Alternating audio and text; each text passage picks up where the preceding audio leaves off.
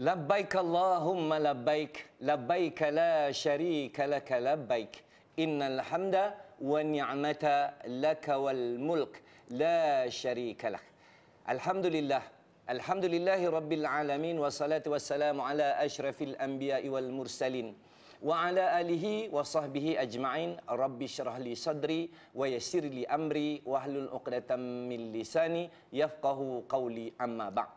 Allahumma salli ala sayyidina Muhammad wa ala ali sayyidina Muhammad. Allahumma yasir wa la tu'asir. Rabbi tamim bil khair, la hawla wa la quwwata illa billahil aliyil azim. Assalamualaikum warahmatullahi wabarakatuh. Labbaik Allah 2025 kembali lagi menyahut panggilanmu untuk episod ke-16. Sebelum kita berehat selama 3 hari dan kita akan menyambung untuk minggu yang terakhir untuk 4 lagi episod bersempena dengan Labbaik Allah 2025. Alhamdulillah, bersyukur kita kepada Allah Subhanahu Wa Taala. Allah panjangkan usia kita untuk kita sama-sama menyaksikan, sama-sama kita melihat, sama-sama kita meraihkan ramai di antara jemaah haji kita yang telah pun sampai di kota suci Mekah. Dan baru-baru ini, semalam kalau tak salah, kita sama-sama saksikan di media sosial di mana viral, ada seorang jemaah yang telah pun ditinggal oleh kapal terbang. Kerana apa? Bukan kerana terlambat, tetapi kerana urusan bagasi, check-in dan sebagainya. Dan oleh kerana panggilan itu adalah panggilan Allah, maka kapal terbang itu pulang patah balik sebanyak 2 kali. Untuk apa? Mungkin asbab kerana kapal terbang itu rosak. Tetapi sebenarnya tuan-tuan dan puan-puan, itulah panggilan dari Allah. Maka kita kena sambut dengan labbaik Allah.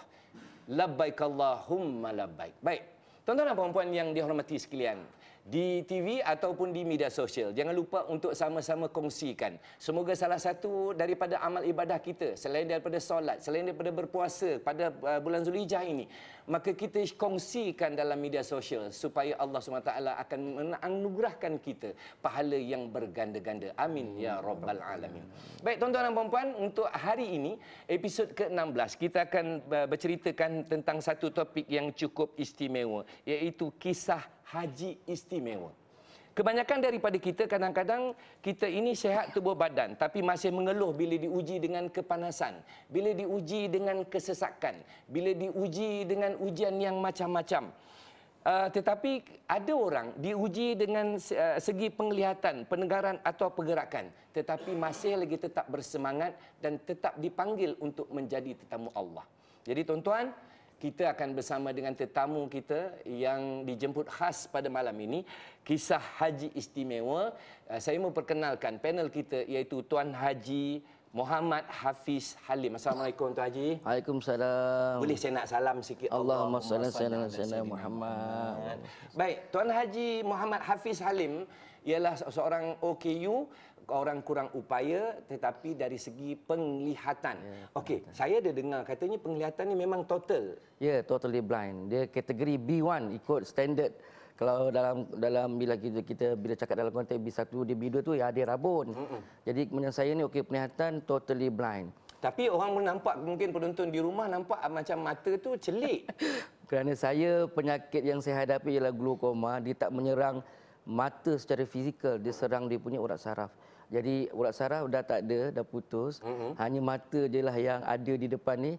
Cantik molek tapi tak boleh melihat. Ya. Itulah dia kuasa Allah Ta'ala. Masya Allah. Basar dia punya kita hanya pinjam saja. Ya. Jadi Allah pinjam sampai setakat umur 10 tahun ya Pak Yus. Dah dapat dah apa ni, paksu? Paksu Pak. Ya Allah masalah saya nama. Allah masalah saya nama. Sorry. Okey, so, daripada darjah 1 ataupun umur 1 tahun sampai umur 10 tahun boleh lihat. Boleh melihat. Dan kemudian dah tak dapat melihat sampailah sekarang. Sampai sekarang. Usia berapa Tuan Haji? Muda lagi 49. 49. Masya Allah, tu dia. Baik, Tuan Haji Hafiz. Saya panggil Tuan Haji Hafiz boleh? Bolehlah Pak Su. Okey. Tapi saya ikutkan, saya lebih suka panggil Hafiz ya. Ya ke? Baik, saya nak panggil Hafiz lah. Okey, right. Okay. Tuan Haji Hafiz pergi haji tahun berapa? Tahun lepas, baru je. Tahun yang lalu. 1445 kan. Okey, tahun 2024. 2024, ya betul. Okey, penerbangan awal, pertengahan, ujung? Pertengahan. KT 71. Ingat lagi? Alhamdulillah Allah ingatkan. Duduk hotel di mana? Masjid Al-Badaya. Masya Allah. Tingkat berapa? Tingkat tak ingat. Tak ingat. Bilik nombor berapa? Bilik pun tak ingat. Berapa orang sebilik? 7 orang. Adakah semua dalam tu orang yang OKU ataupun seorang saja? Saya seorang je, yang lain semua orang kata dia bukan OKU tapi dia orang kata bersendirian. Datang bujang. Yes, datang bujang walaupun di tanah air ada isteri. Tuan Haji Hafiz pergi dengan isteri atau? Tak, saya seorang. Seorang saja. Ya, Baik, betul. kita nak cerita tentang siapa yang menggalakkan dan kenapa pergi haji. Nak jawab sekarang Silakan, silakan. Alhamdulillah, bismillahirrahmanirrahim. Jadi terima kasih kepada Pak Su atas soalan yang pertama tu. Jadi bila kita sebut galakkan, pastinya galakkan bila kita sebagai umat Islam, saya memang berniat, memang kita kata walaupun kita pada awalnya rasa boleh ke tak boleh pergi haji ni kan.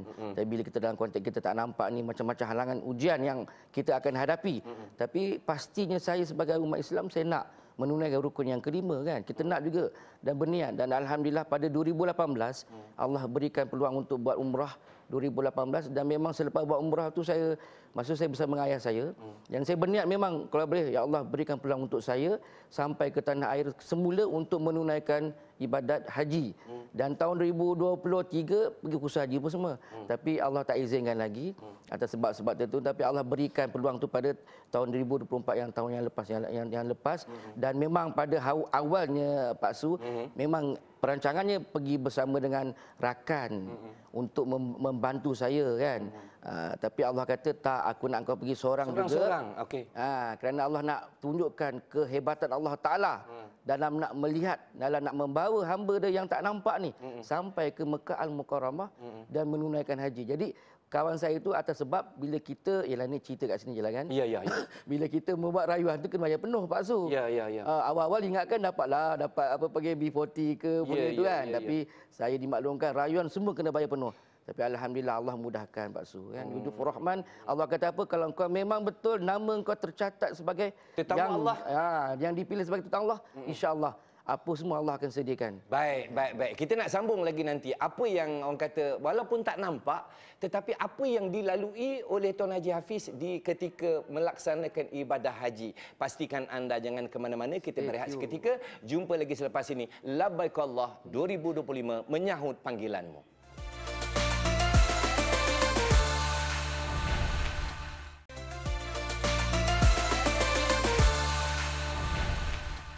Labbaik Allahumma labbaik, labbaik la syarika lak labbaik. Kita kembali selepas kita berehat seketika.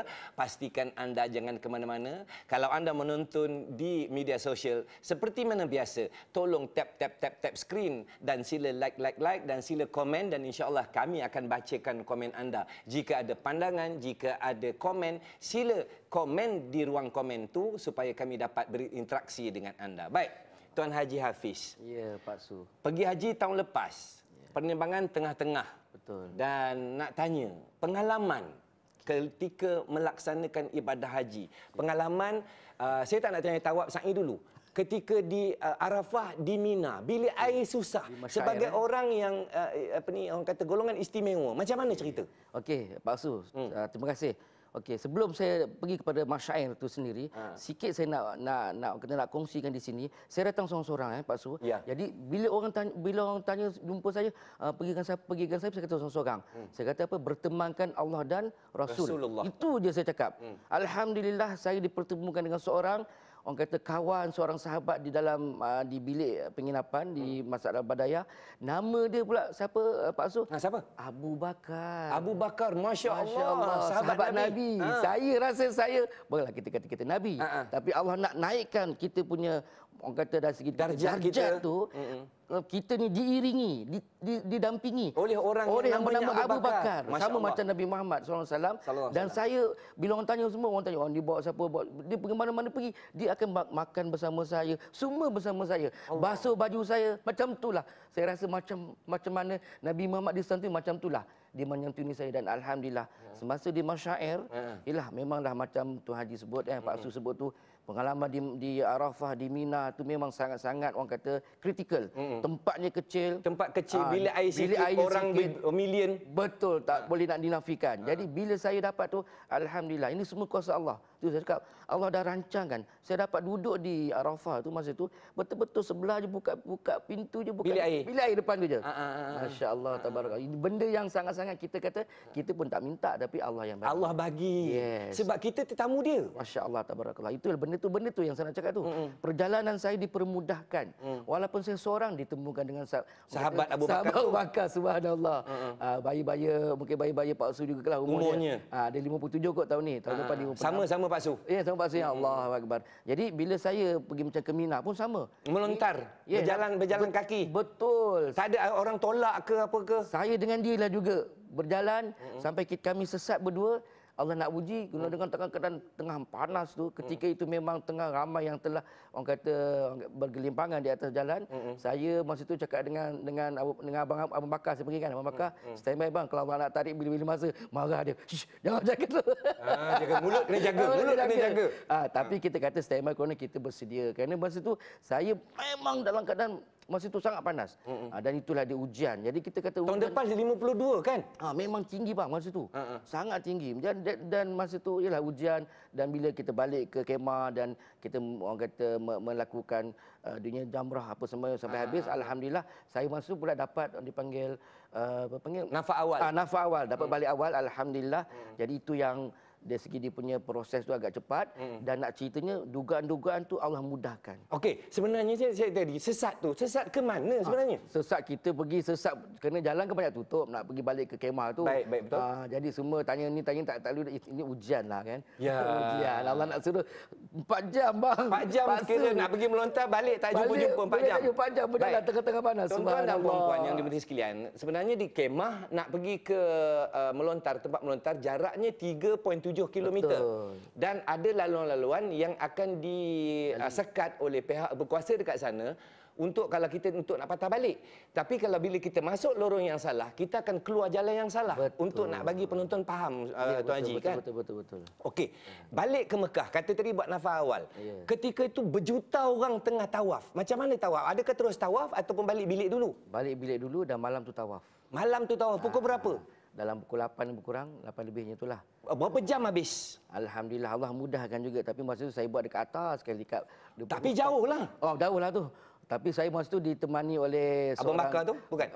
Masa passover dekat seorang kita punya roommate juga. Okey. Nama dia doktor, saya lupa nama doktor. Tapi dia doktor lah, seorang doktor askar. Bawa dia. Dia yang bawa saya. Dia memang dia bawa laju, saya pun follow lah. Kan? Yelah, dan kadang kita ikut orang muda kan. Jadi alhamdulillah. Dan masa tak sampai, rasanya tak sampai dalam lebih kurang lah 1 jam macam tu lah. 1 jam lebih. Lebih kurang lah, 1 jam lebih kurang. Tapi atas tu jarak dia tak sama dengan yang bawah. Betul. Kalau tuan-tuan nak faham, apabila kita bertawaf, kalau kita berada dekat dengan Kaabah, maka pusingan kita itu lebih dekat. Betul. Bila kita berada di atas, pusingan kita ini lebih besar dan lebih jauh. Jadi untuk nisbahnya, satu pusingan yang di atas tu bersamaan dengan 4 atau 5 kali pusingan di bawah. Baik, katanya doktor tu bawa. Sa'i macam mana? Sa'i, bila saya pas dengan Abang Bakar lah, kita pusing, kita macam biasalah, kita berjalan apa semua. Tinggalnya ni Pak Su, saya nak maklumkan kat sini. Saya sentiasa berfikiran Allah bantu. Allah bantu. Seperti mana sahabat kita yang daripada Libya yang orang kata pergi haji tapi tertinggal kapal terbang dan Allah bantu dia untuk kembali naik kapal terbang juga. Baik, tuan-tuan, kita nak berehat seketika. Pastikan anda jangan ke mana-mana. Kita jumpa lagi selepas ini hanya di Labaik Allah 2025 menyahut panggilanmu.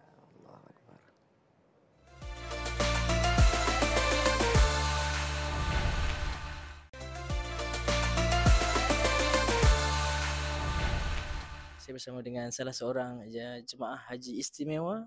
Nama saya Puan Zawiyah binti Muhammad, berasal daripada Kuala Terengganu. Kuala Terengganu. Baik. Ini kalau boleh Hajah kongsikan pengalaman sebagai seorang jemaah haji istimewa. Jadi memang saat itu Allah saja yang tahu betapa gembiranya lah, sebab kita mengharapkan jemputan daripada Allah Subhanahu Wa Taala sebagai tetamu Allah, di samping keadaan saya yang cacat lah, ada beza dengan orang biasa. Tapi saya sentiasa mengharapkan sebelum saya menutup mata, saya dapat menjaga kaki sebab untuk menunaikan fardu haji rukun Islam yang kelima. Keadaan orang yang macam saya ni, hati saya bulat terhadap Allah. Sebab saya tahu Allah panggil saya, dia akan tolong. Dia akan beri, maknanya doa saya pun memang doa yang saya panjatkan sentiasa. Semoga Allah jadikan saya ni tetamu istimewanya. Semoga Allah memudahkan segala urusan saya. Dan juga semoga Allah memberikan saya kekuatan. Jadi hari itu menjadi hari kenyataan yang memang begitu jugalah hanya Allah saja yang tahu perasaan syukur saya terhadap Allah Subhanahu Wa Taala kerana dalam kecacatan saya masih dijemput saya untuk bersama-sama orang lain. Maknanya menghampiri Kaabah, tawaf di Kaabah. Jadi kalau kita sangka Allah tu sangat sayang kepada kita, sangat pemurah kepada kita, apa yang saya dapati di Madinah dan juga di Masjidil Haram ini memang nyata. Satu kisah perkongsian yang amat-amat menjentik hati kita semua ya, Masya Allah. Betapa kuatnya Hajah mengharungi ujian ini dan teguhnya pendirian berpegang dengan apa aturan yang telah Allah aturkan untuk kita semua, Masya Allah. Jadi semoga kisah Hajah menjadi inspirasi buat semua.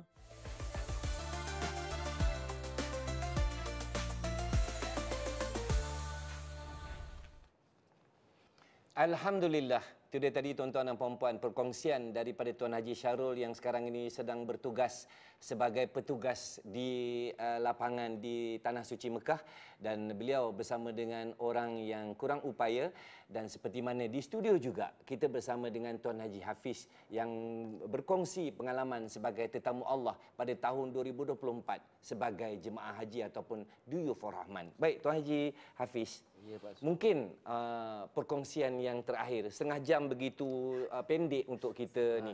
Mungkin apa harapan kepada mungkin ada orang-orang yang kurang upaya, yang orang kata nak pergi haji tapi rasa takut kerana apa? Kerana aku ni kurang sempurna daripada orang lain. Silakan Tuan Haji. Allahumma salli ala sayyidina Muhammad. Jadi kalau kita tengok dalam surah Al-Hujurat ayat 13, Allah kata apa? Aku telah ciptakan manusia ni kalangan lelaki dan perempuan berpuak-puak. Dan hendaklah kita berkenal antara satu sama lain. Dan dalam konteks ini Pak Su, kita kata OKU adalah sebahagian daripada kepelbagaian masyarakat itu sendiri, dan tiada apa yang Allah lihat melainkan Allah lihat kita punya takwa, keimanan kita. Jadi berbalik pada tadi, bila kita sebut tentang haji, haji pastinya kita sebagai umat Islam itu rukun yang kelima yang kita kalau kita ada kemampuan kita perlu wajib untuk kita laksanakan. Jadi dalam konteks kita OKU sekalipun, Allah takkan kata OKU tak boleh pergi.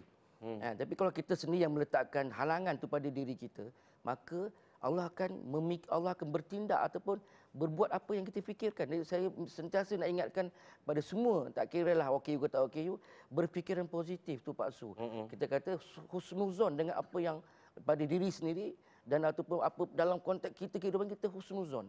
Kita bersangka baik. Yang mana bila kita bersangka baik, insya-Allah Allah akan perbuatkan ataupun Allah akan letakkan apa yang kita sangka kita dalam keadaan kita realitinya. Jadi ini yang saya nak bawa ni, supaya apa?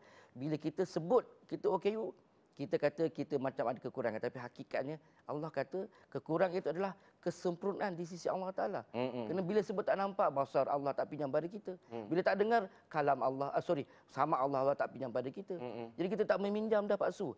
Bila di akhirat kita tak ditanyakan. Tapi bila dalam konteks kita tak nak, kita orang kata tak buat benda itu sebab kita letakkan kekurangan, Allah pun akan berfikir macam mana ni hamba aku ni, aku letakkan kekurangan tu untuk dia jadi sebagai kesempurnaan pada diri dia. Tapi mungkin dia tak perasan.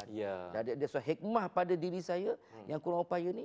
Dalam konteks kita nak menunaikan haji, jangan kita letakkan apa-apa halangan. Apa-apa orang kata apa, dalam konteks kita bahasa Inggeris kita barrier kan.